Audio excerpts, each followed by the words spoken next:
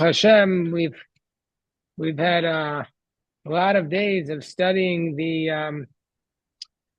studying together on Haggadah, and we're almost, we have Shabbos Haggadah. We'll study an extra long session.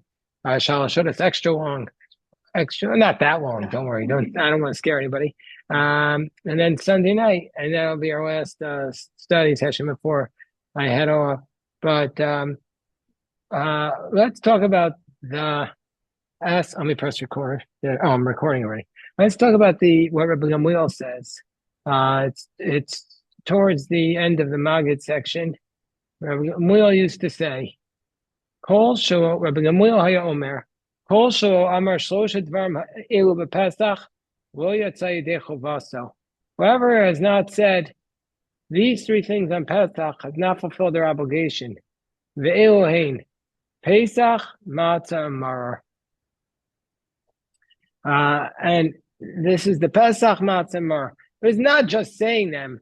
He has to, according to Rashbam and Pesachim, he actually has to also, you have to understand them. You have to understand these three things. Now we have to just take a moment here and recognize the revolution that Rabbi Gamliel was saying, that prior to Rabbi Gamliel, in the time of the temple, it wasn't enough to just say Pesach. You had to actually eat the Pesach. And now Rabbi Gamliel is saying, don't eat the Pesach, say the Pesach. It's not enough to eat the Pesach. In fact, there were people, the Talmud talks about, who tried to, even after the temple was destroyed, who tried to continue eating the Paschal lamb. And Rabbi Akiva said, don't do that anymore. It's not appropriate. Now is the time to just talk about it, All right, Noam, come on in. So, hold on one second.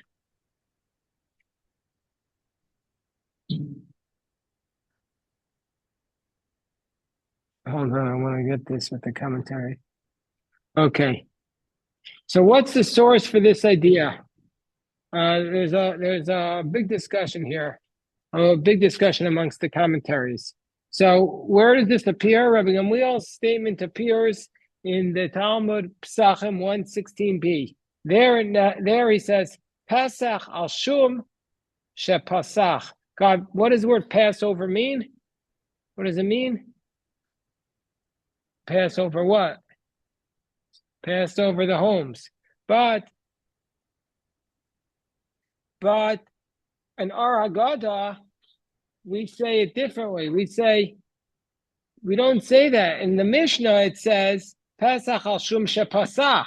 But here we changed it. Pesach al shum, Pesach shayu avosinim izman shebeis hamikdash hayakayim al shuma. We explained it an extra step. Also, Aiden, if you didn't put on the tefillin yet, you should join Noam in doing that. Big mitzvah to put on the tefillin every day. Baruch Hashem. Baruch Hashem. Yes.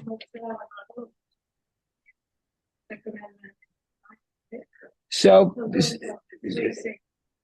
Pesach matzah are definitely commanded in the Torah, but nowadays the maror is rabbinic because we don't have the Pesach anymore. And saying the Pesach, that wasn't a biblical commandment. The Torah never says to say the Pesach. The Torah says to eat the Pesach. But Gamliel says to say it is sufficient. Now,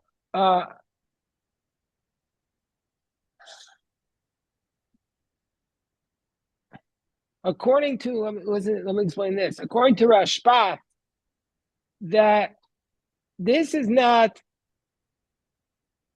the Rabbi Gamliel who was alive during the time of the temple, but this was his grandson who was alive at the time of the temple, but also during the destruction of the temple.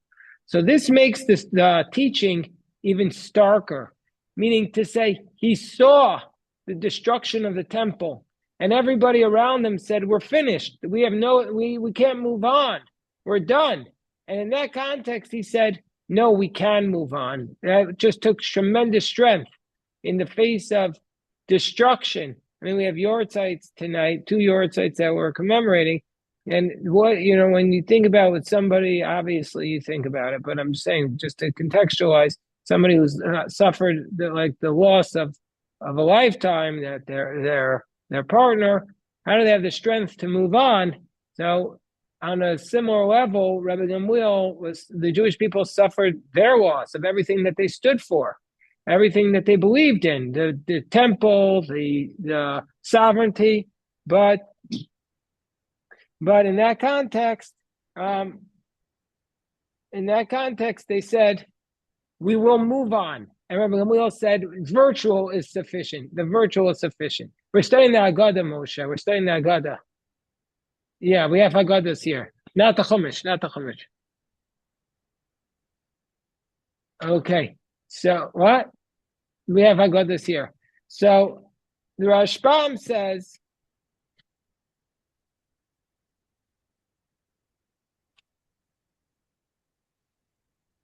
okay, what does it mean, Rabbi Gamliel Haya Omer? What does it mean, hello Moshe, how you doing? I haven't seen you in like a minute. You grew like 6 inches since last summer. How tall are you now? That's it. I feel taller.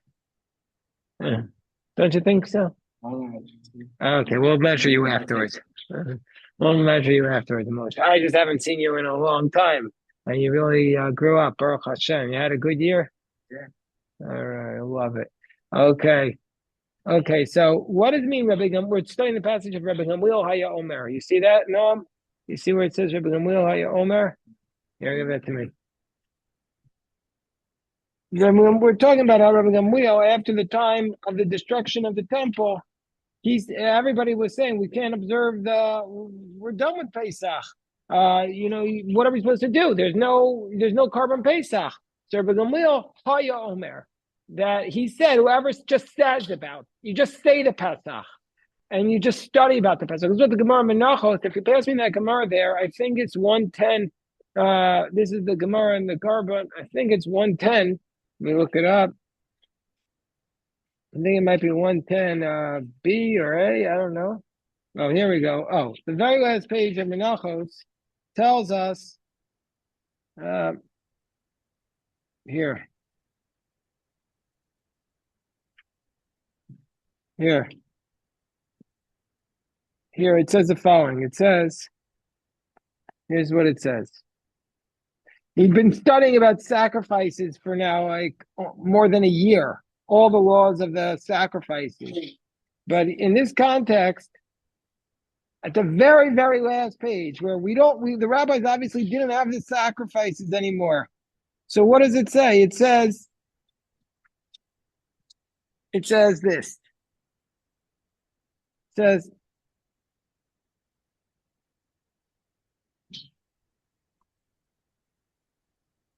It says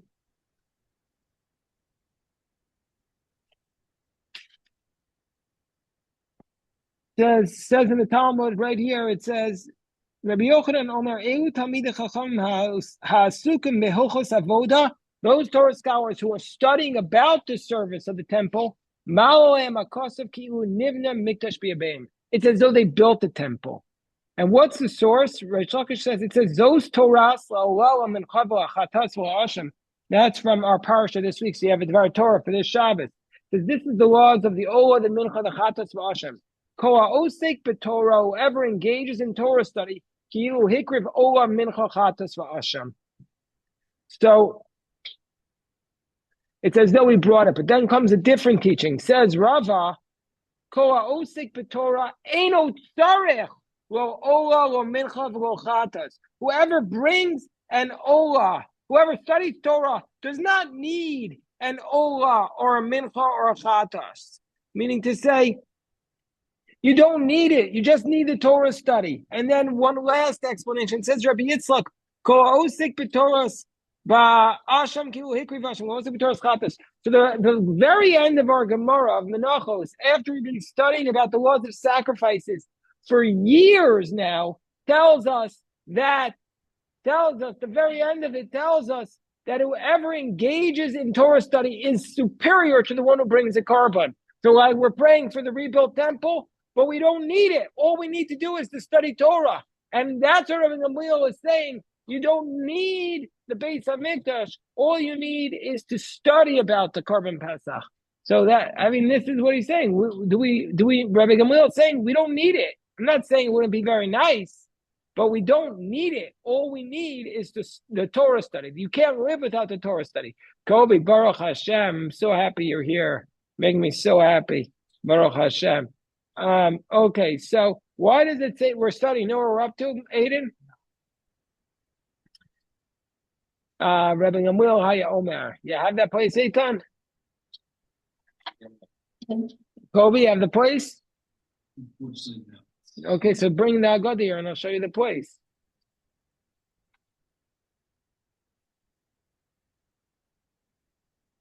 Okay, there you go.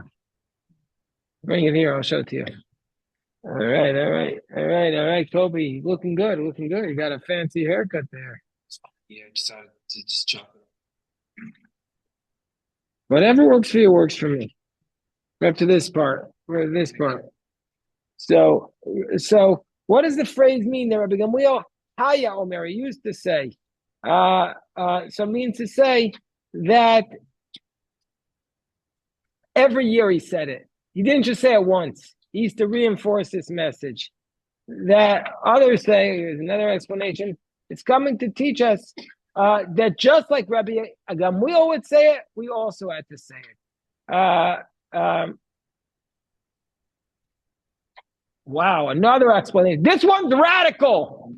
It uproots everything I said, but wait till you hear this one. This is from the Birkas Hashir. After I say this, I want Eitan to go. Not necessarily Eitan Kovacs. I was looking at Eitan Janis, but Eitan Kovacs, you could also say it. The Birkas Hashir says this teaching of Rebbe Gamliel that you don't have to bring that you're obligated to also say Pesach, Matzah, and Maror was not only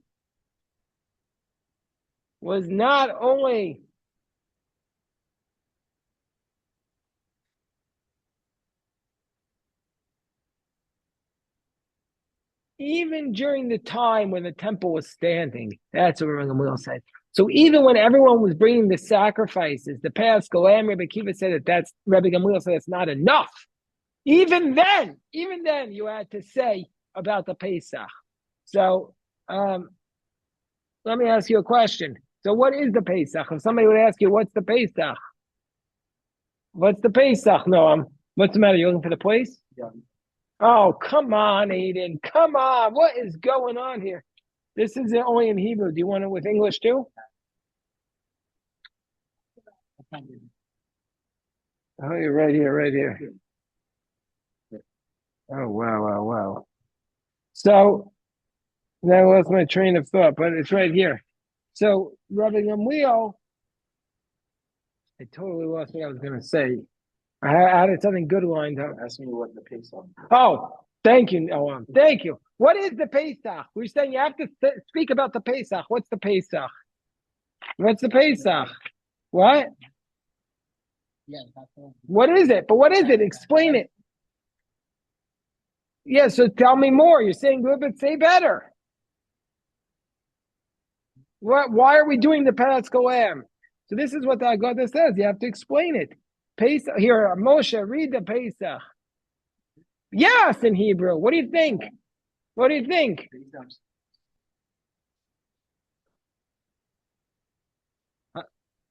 Right. Why did you eat the Pesach? Why do we have to eat the Pesach when the temple was standing? Why was the Pesach eaten? Go on. Shepasach HaKadosh Baruch Hu. What does the word Pasach mean? If you would say it with a taf, it would mean open, but with a samach, it means to jump, as Ayah says, to skip. Al shum shepasach HaKadosh Baruch Hu. God passed over, jumped over. That's why they call it Passover, because God passed over the home. Do you know what the word for lame in the Bible is? A lame animal that you're not allowed to eat? Piseach. Yeah, so it's spelled the same way. God passed over the homes of our forefathers in Egypt, as it says, V'amartem zevach Pesach hu Hashem. Go on.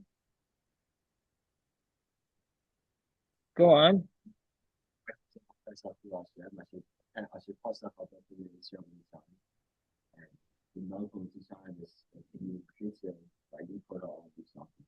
Excellent, Moshe. So God, as it says in the verse, and you shall make a Paschal offering to Hashem, because God passed over the homes in Egypt, and He saved our homes, and the people heard this and they bowed down. So basically, the concept is we have more Haggadahs. We have more Haggadahs over there. But Aaron, come sit at this table. Sit at the table. So no, Jeff, you sit here. You don't have to look at me here. Now look over. Aaron, come sit next to me. You're too far away. I can't see you. Bring a chair. So basically, the concept is I have very poor eyesight, so I need Aaron to sit here. He's been away from me the whole year. The whole year he's been away. He's been studying in Aish in Jerusalem, right in the old city. But I saw him one time. I showed up there for bringing. I met, and Aaron was eating the schnitzel, and we hugged it out. Okay, so what? I may forget a little better, but it was pretty good. We had a good moment. It was very special. Your eyes, there's plenty of seats right next to me. Plenty of seats right next to me. You can pull up a chair. So that's the concept that the Paschal lamb is being brought to death. I want to just make sure everybody understands it. The Paschal lamb is being brought to remind us of the tremendous miracle. When was the Paschal lamb offered? What day was it offered? What? It was offered on the afternoon of what we call today Erev Pesach. In the Bible, there's two holidays. There's Haggadah Pesach and Haggadah Matzos. So the holiday of Pesach and the holiday of Matzos.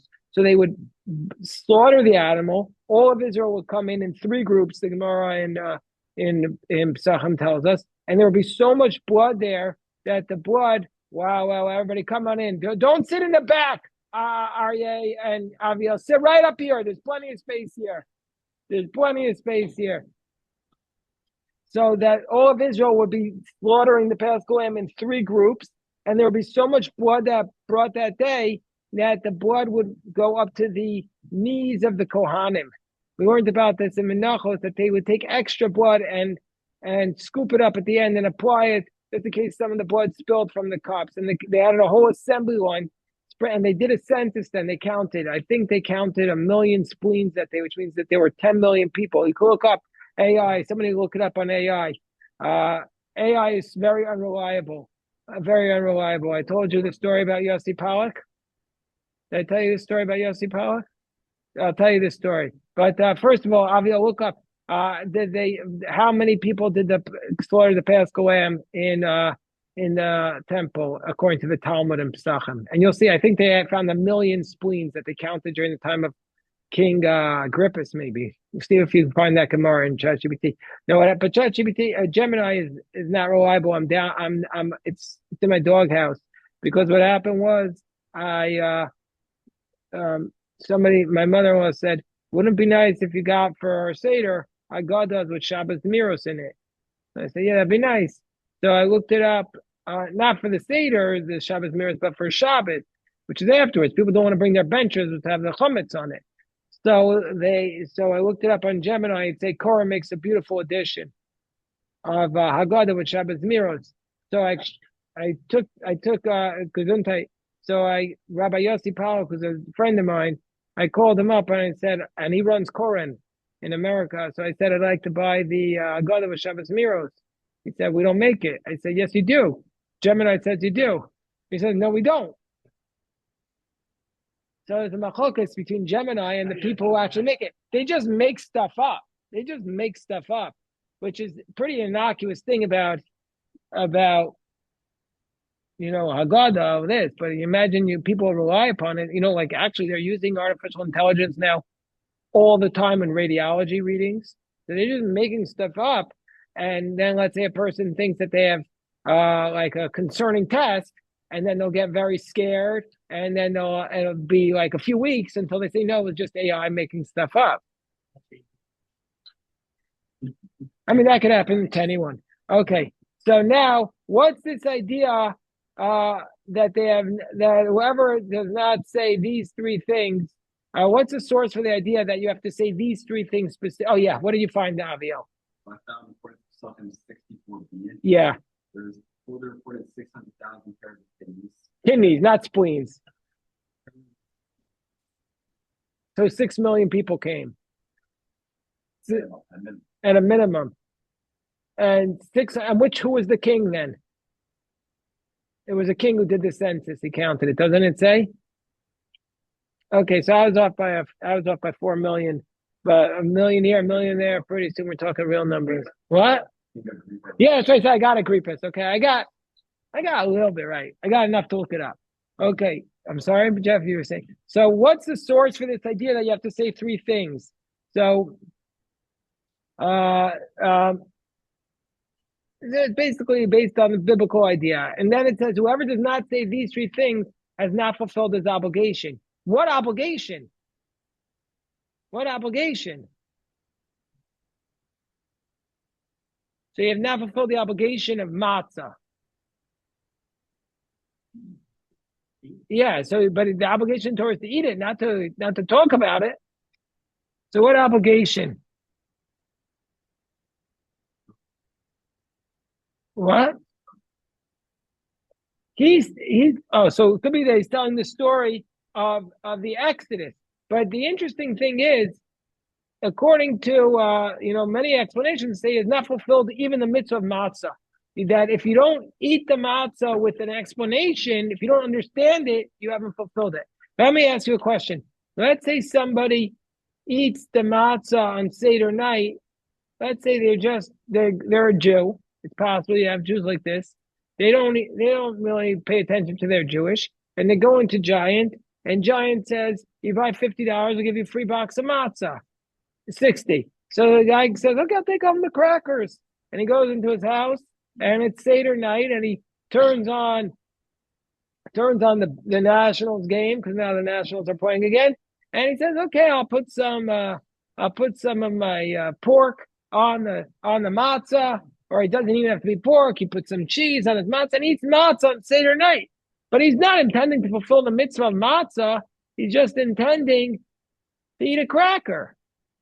Has he fulfilled the mitzvah? No. He has. The mitzvahs don't need intent. I mean, I think so. The mitzvahs don't necessarily need intent. This mitzvah doesn't need intent. Some mitzvahs require intent, but most don't. But let's say the question where it becomes a question, see what Geshmak, a Jew can fulfill a mitzvah, even just not even realizing it. But let's say that this is what the Talmud discusses. Let's say they tie him up and he doesn't want to eat the matzah, but they say, we're forcing you to eat the matzah, and they throw it down his throat. And while they're throwing it down his throat, he's shaking his head, I don't want to eat it. So that's a dispute because there he has negative intent.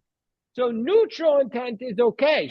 You see what a tremendous geschmack it is? You could have no intent and you fulfill the mitzvah. All right, let's say, what about the case of where you're walking by, the Gemara talks about this case where you're walking by a synagogue and you hear the shofar just happened. Okay, these are different questions. But according to this approach, it's not. They gotta look it up. We have Avia with I remember the debates, but I don't always remember exactly how we rule on each one. And we have Avia with what did you use there? Chat or Gemini? You got chat. Okay. But no, I'm good. So I mean Sam wants, but I'm okay because I'm gonna forget it 2 minutes later. So the point is, I think with the shofar, it's also okay. And as long as it's neutral, it's okay. As long as that person has in mind. But if you have negative, that's where it gets tricky. That's my recollection of this. No, you don't need intent for all mitzvahs. You just some specific mitzvahs you need to have intent to do it. Let's say, for a sin you need intent usually, but to violate the sin. But for the mitzvah, you don't need intent usually. But Rabbi Gamliel is saying here something extra, which is strange because we don't usually paskin like that. So therefore, that's what the position of Rashi, Ramban, Rashbam, they say you have to say these things. But others say no.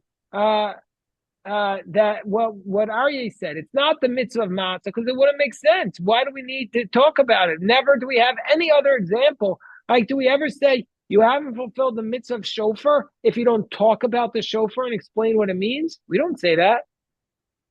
Do we say that? What about the lulav? Do you have to talk about the lulav? No. So it doesn't make sense. So that's why they're saying and also there's no commandment in the Torah that says that.